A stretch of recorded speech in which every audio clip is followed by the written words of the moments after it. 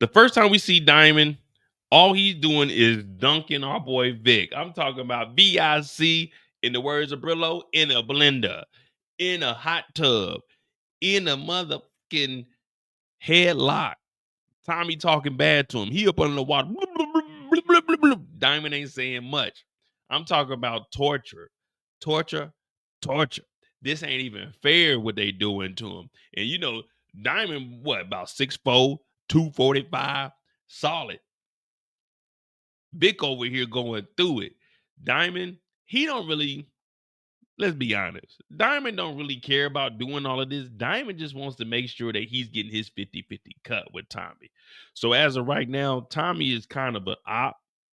I mean, we fuck with Tommy, but he's kind of an op. Let's just be real. Until we see what direction Diamond's gonna move in, because we know he's trying to take out D-Mac. He didn't even want to work with Vic being the snitch. And that's what they're talking about here.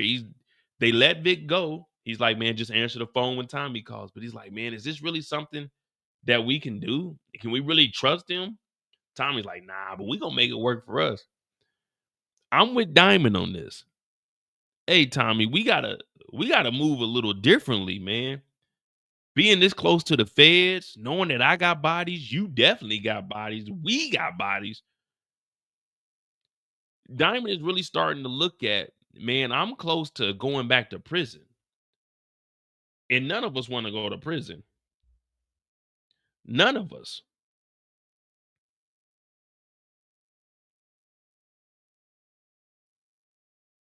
Nobody. So yeah, we're torturing Vic, but what are we getting out of Vic? And Tommy's like, we'll be all right. You know how Tommy is, nonchalant about everything. So Diamond is asking all of the questions. All right, look, what are we doing? What about the Albanians? You messing with Mireya still? What's going on? Yeah, I promised that I wouldn't kill him, but hold on, I got a text message. We need to go.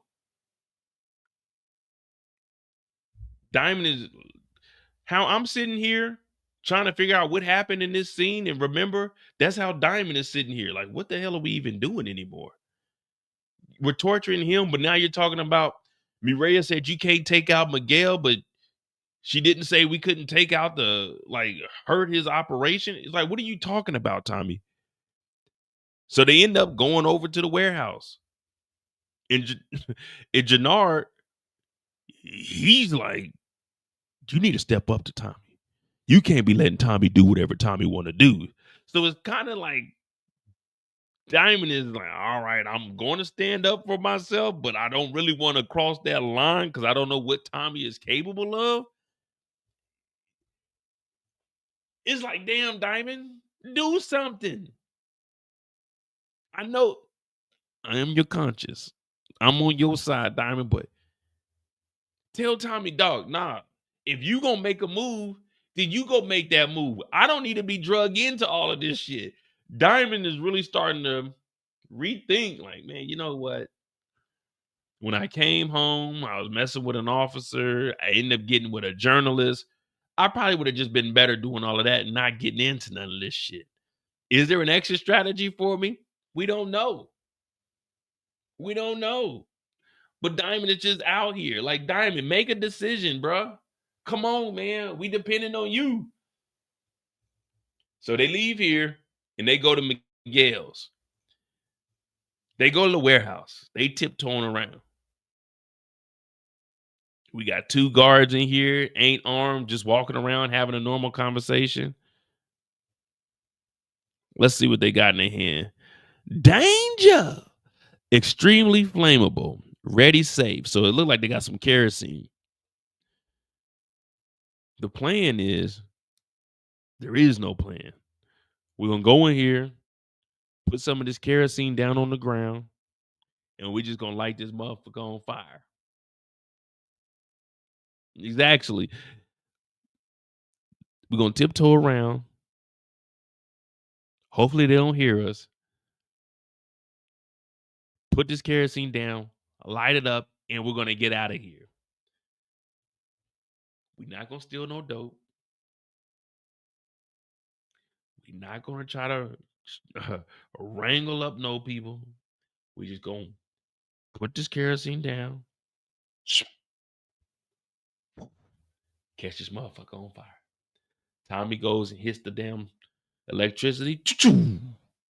Diamond is pouring shit all over the ground. I'm like, all right, cool. What we gonna do? The two guys like, hey, you smell that? You smell that? Now remember, they said they were supposed to make this look like an accident. It's not gonna look like an accident with Tommy throwing the whole fucking lighter. It's not gonna look like an accident when they go over to the control panel and see that the wires was cut. They're gonna say, hey, the building burned down, but there's a lighter right here in the middle of the floor. Why is this here? But the plan goes how they wanted to. Woo! They catch this motherfucker on fire. They walk out of there. They got like 10 bricks. And it's what is this? A kebab right here? What is this? They're making gyros.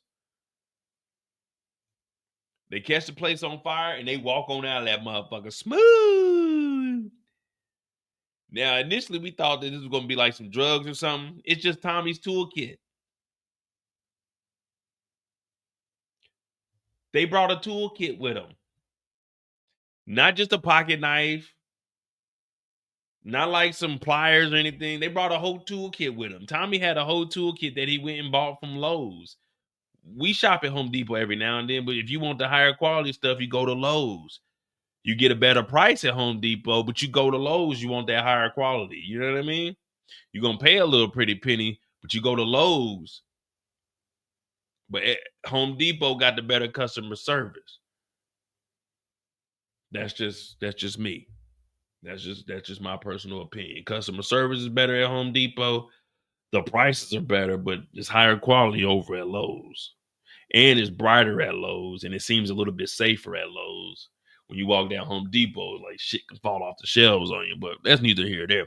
They blow the building up. Boom! I'm like, damn, here we go. Here we go.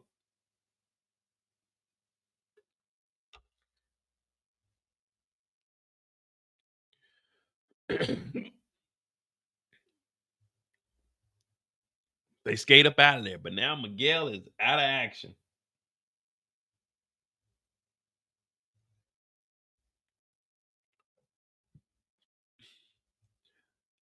Next time we see Diamond is when he pulls up to the house, and this is after Bones got shot. Now, Diamond doesn't really do too much talking here. He basically just tells Jenard, you need to go and do what Tommy is telling him, and that's go find who the shooter was.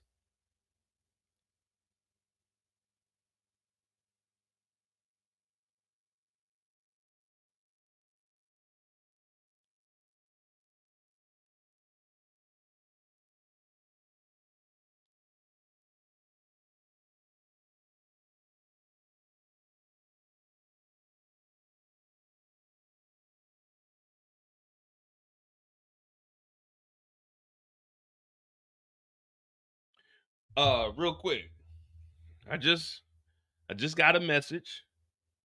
Um, I'm not gonna tell you guys what episode or when, but yeah, we're gonna have a guest coming up in the next couple of weeks. We will have a guest for Power in the next couple of weeks.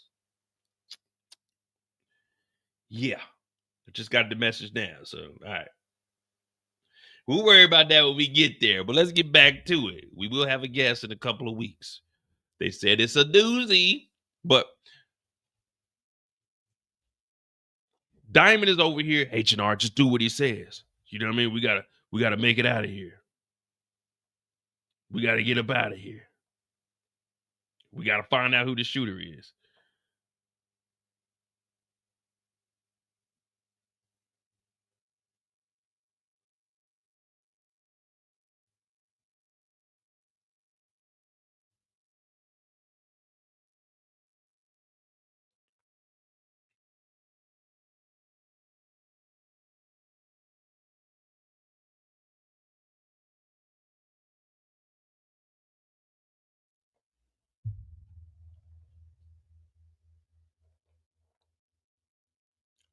Do what he says, Jenard. Go find out who the shooter is.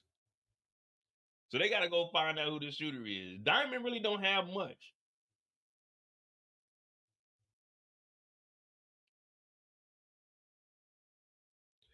Diamond's at the barbershop, but he starts to trip out. Now I hope they don't continue to have like these flashbacks, but I understand what they're doing with Diamond. This is probably starting to show Diamond realizing that this isn't the game for him. Diamond has a second chance at life. And that's my take on all of this. When they show these flashbacks, it's mainly because it's like, all right, I don't need to be in the game. So maybe Diamond does turn over a new leaf and try to actually exit the game later on. I don't know.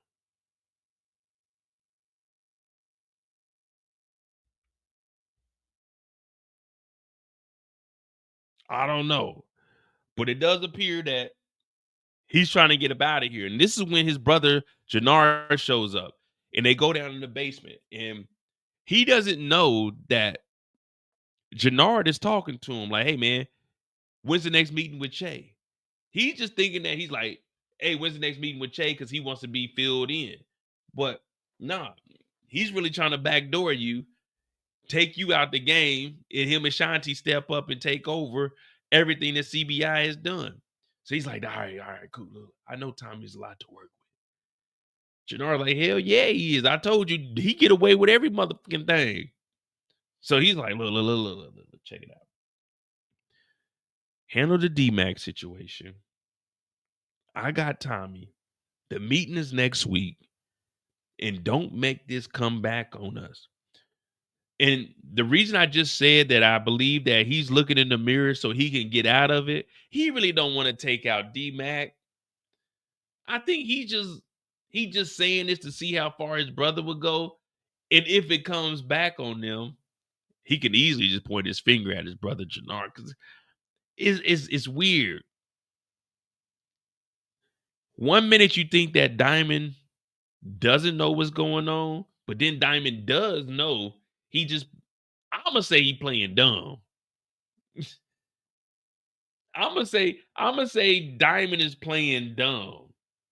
Cause when it comes to Tommy, he asks everything that Tommy is doing. Tommy's gonna make his own moves. There's no stopping him. James St. Patrick couldn't even control him. So if James St. Patrick couldn't control Tommy and Kanan couldn't control Tommy, we definitely can't expect Diamond to control Tommy.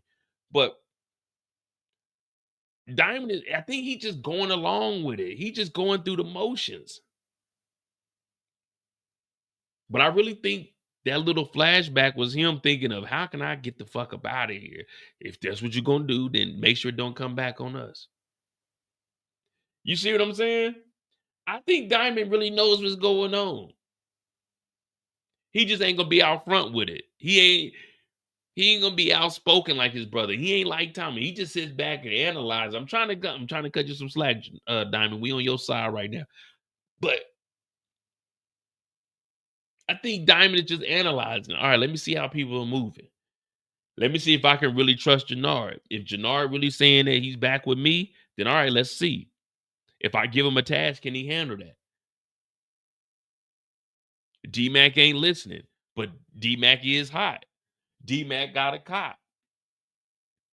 D-Mac got a cop. If we can get him out of here, that's just one more degree of separation between me and that cop.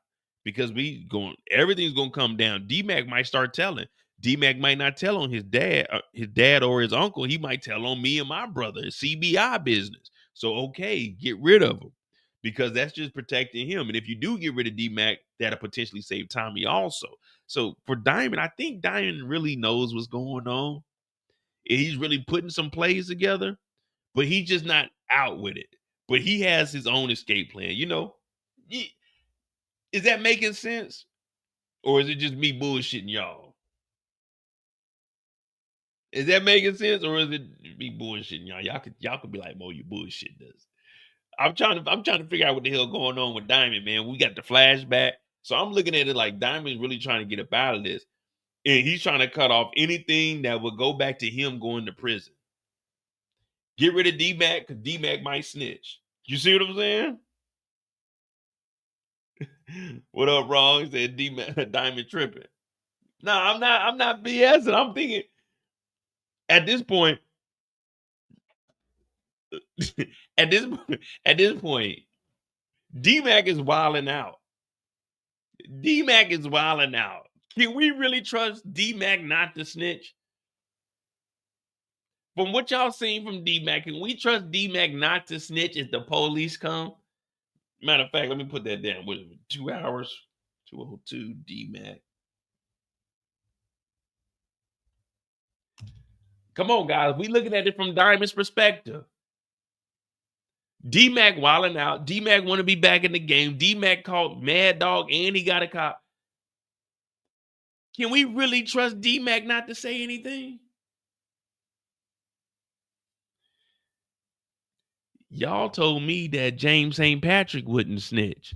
Y'all told me Tariq St. Patrick wouldn't snitch. Y'all told me Tasha wouldn't snitch, and we seen all them niggas tell. Can we really trust D-Mac?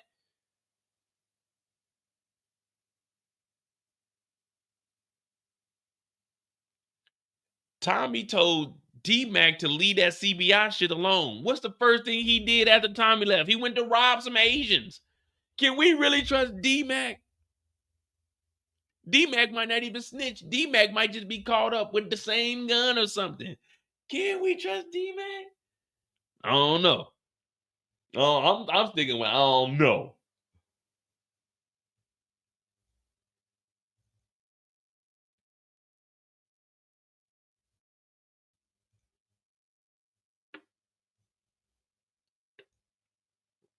All in said Chicago don't snitch. Well, you do got a point there.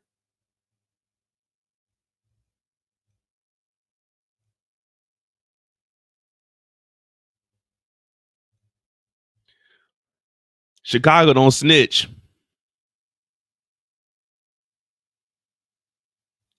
Chicago don't snitch.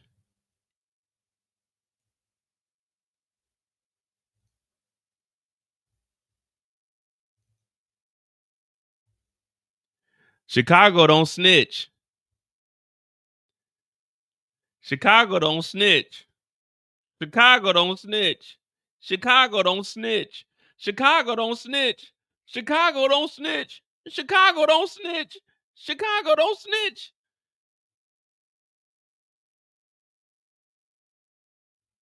Chicago don't snitch.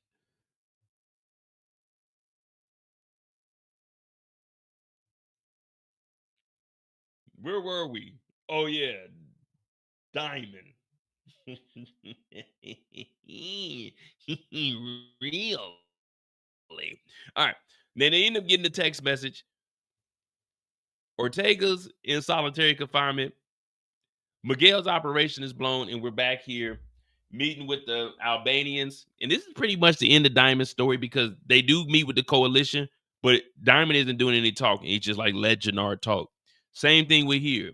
The deal was still on the table. Yesterday's price ain't today's price. And Diamond and Tommy, they talk to the Albanians, and they come up with a deal to be the new suppliers to the Albanians. That's Diamond's story. It's real short, straight to the point. I do want them to expand on his story so we can see if he's really going to be with the ish or is he just going to follow Tommy until they get to the end of the cliff and it's like, this is Sparta and you kick them off. You get rid of them. You do what you got to do, but watch my shoes. But he is starting to trust Jenard a little bit too much. Jenard is starting to push up on him, just like Shanti has. And I don't know if it's because it's his baby brother, but Diamond is, I'm not sure if he's aware of his surroundings. I'm not sure if he's actually looking at Jenard as potentially an op. But that's his story, man. That is his story. What y'all think about Jenard? Is Jenard being too open with his brother and giving up too much information? Or does Diamond have a plan? A master plan? We off the clock. All right. We off the clock. We had 2 hours. Cool, we good.